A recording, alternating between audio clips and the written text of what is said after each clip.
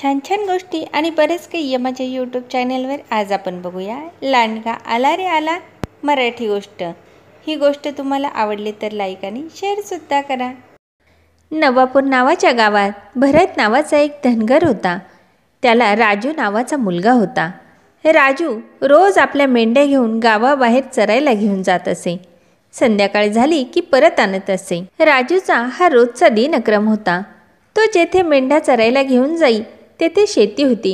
गावातील अनेक लोक तेथे दिवसभर काम करत असत। एकदा राजू असाच मेंढ्या घेऊन चरायला गेला।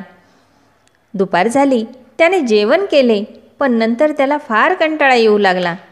काहीतरी गंमत करायची असे त्याने ठरवले। तो जोरजोरात ओरडला, लांडगा आला रे आला। गावकऱ्यांना ते खरे वाटले। ते शेतातील आपली कामे सोडून काठ्या घेऊन धावत त्याच्याजवळ आले। त्याला विचारू लागले, कुठे आला लांडगा? तेव्हा तो मोठ्याने हसू लागला व म्हणाला, कशी गंमत केली?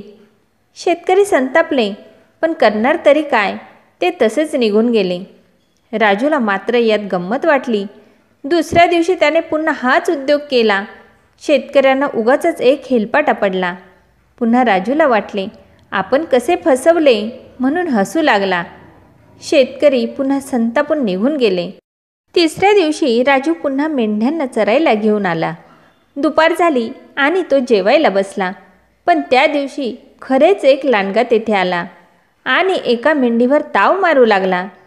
राजू जोरजोरात ओरडू लागला, लांडगा आला रे आला, लांडगा आला रे आला। पण आजूबाजूच्या लोकांनी त्याला अजिबात भीक घातली नाही।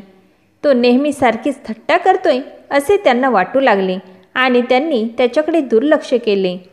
लांडग्याने एक एक करत सर्व मेंढ्या खाल्ल्या।